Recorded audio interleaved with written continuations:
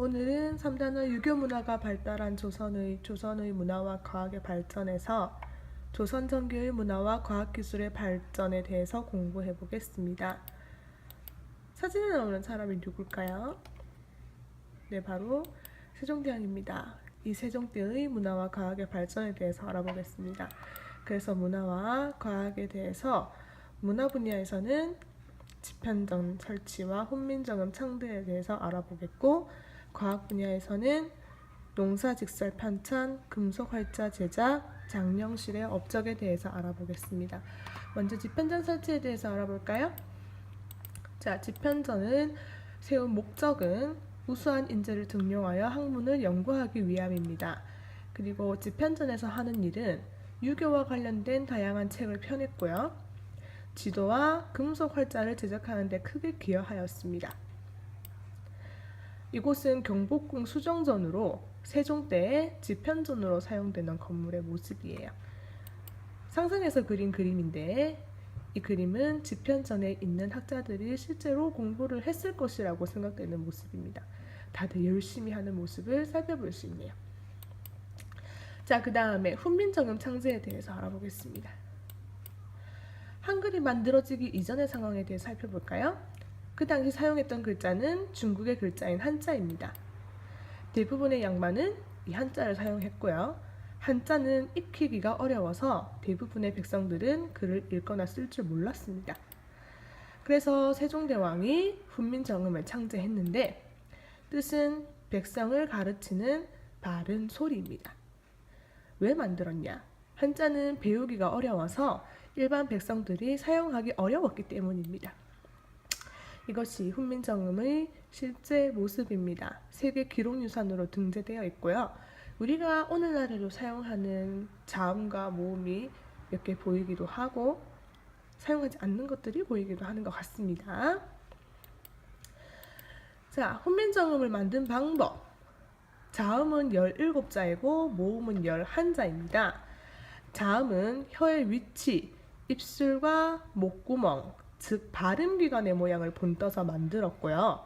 모음은 하늘의 둥근 모양, 땅의 평평한 모습, 사람이 서 있는 모습을 본떠서 만들었다.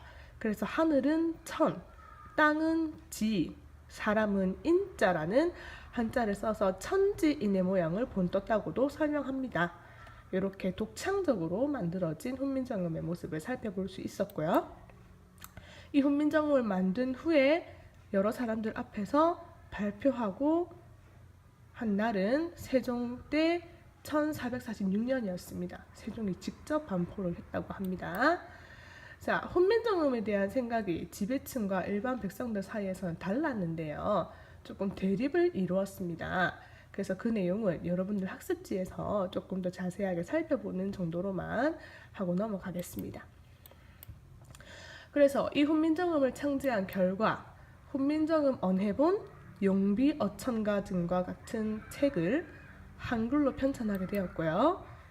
여러 관리들에게도 한글을 익히게 하였습니다.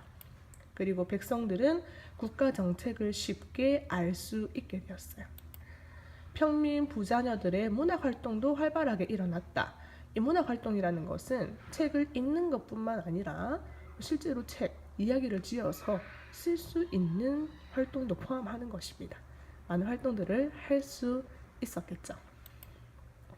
자, 그럼 이번에는 과학 분야로 넘어와서요. 농사직설 편찬에 대해서 알아보겠습니다. 자, 농사직설이라는 것은 세종이 농업 생산을 높이기 위해 백성들에게 보급한 책입니다. 편찬 방법은 조선의 토지와 기후에 맞는 농사법을 소개를 했고 각 지역 농부들의 경험을 모아서 정리하였어요. 그 내용을 살펴보면 토지를 개량하고 묘판을 만드는 법, 모내기 방법, 작물 이름 등이 있습니다. 그러니까 벼농사를 지어서 백성들이 먹게 하기 위해 이런 벼를 잘 생산하기 위한 방법을 담았다는 내용입니다. 그 결과 농업 발전으로 생산량이 증가했어요. 이전보다 더 많은 쌀을 생산할 수 있게 되었습니다. 그래서 백성들의 생활이 향상되었겠죠. 이런 백성들을 사랑하는 세종의 마음을 살펴볼 수 있는 부분이었습니다. 이것이 바로 농사직설인데요. 잘 살펴보고 넘어가겠습니다. 자, 마지막으로는 아니고 금속 활자 제작에 대해서 알아보겠어요. 여러분들 금속 활자에 대해서 들어본 적이 있어요, 분명히. 언제였을까요?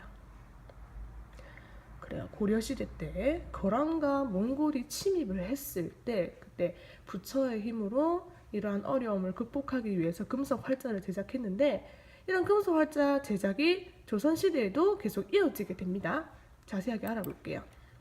개미자는 하루 2장, 갑인자는 하루 40여 장을 찍었다. 도대체 개미자와 갑인자가 뭘까요? 아까 말했듯이 고려시대 때 세계 최초의 금속 활자가 만들어진 것은 사실입니다.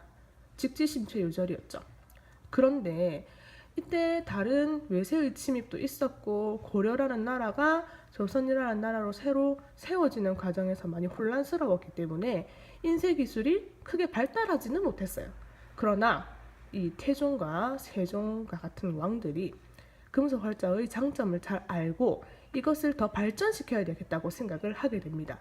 그래서 개미자는 태종 때 만들어진 것이고 갑인자는 세종 때 만들어진 금속 활자입니다. 하루에 2장 찍히고 또 하루에 40여 장 점점 많이 찍히는 것으로 봐서 이 금속 활자 기술이 발달을 했고 찍고 널리 보급하기가 쉬워졌다는 얘기가 되겠습니다. 발달했습니다.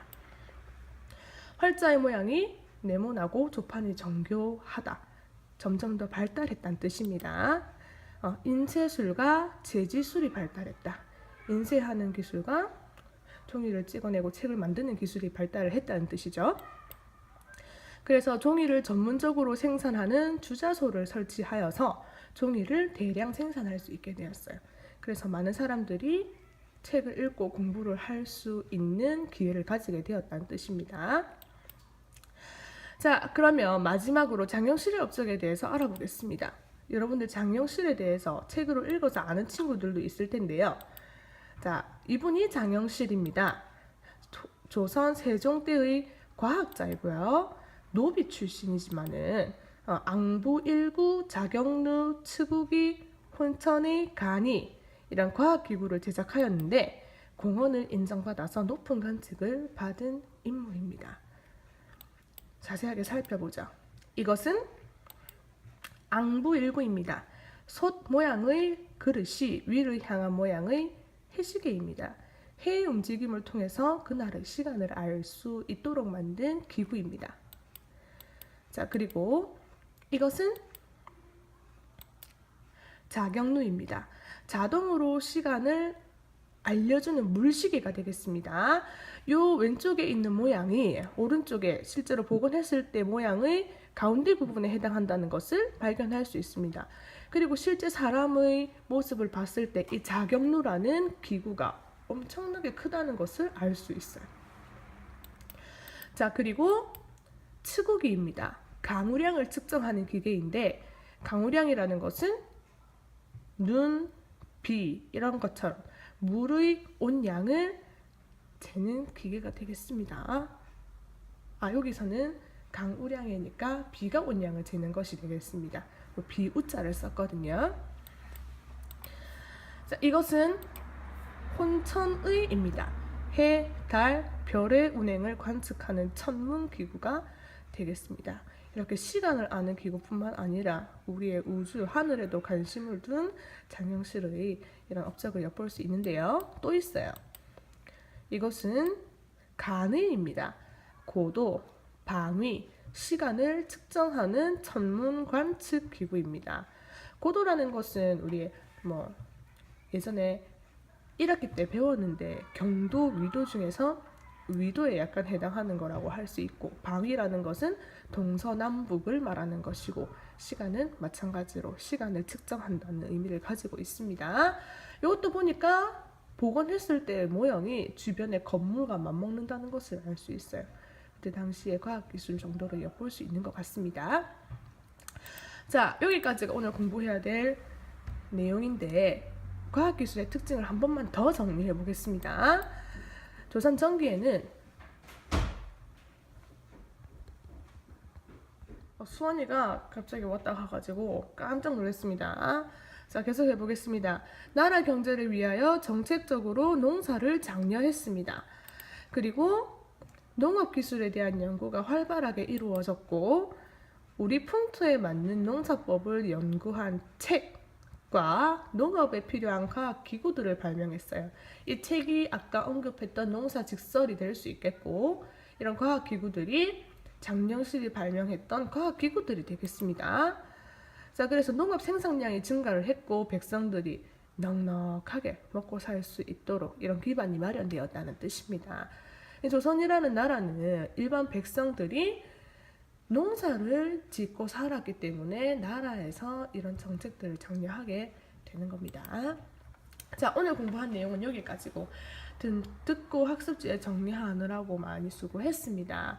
그리고 마저 학습지를 정리해주고 이 영상을 본 소감을 클래스팅에 댓글로 달아주면 되겠습니다. 그리고 동영상을 볼 때 약간 불편했던 점이나 선생님이 좀 개선시켜줬으면 하는 점이 있으면 달아주면은 선생님 정말 고맙고요. 그리고 이렇게 공부했을 때 또 어떤 좋은 기분이 들었는지도 말해주면은 고맙겠습니다. 내일 수업 시간에 재미있게 공부하도록 하겠습니다. 내일 봐요.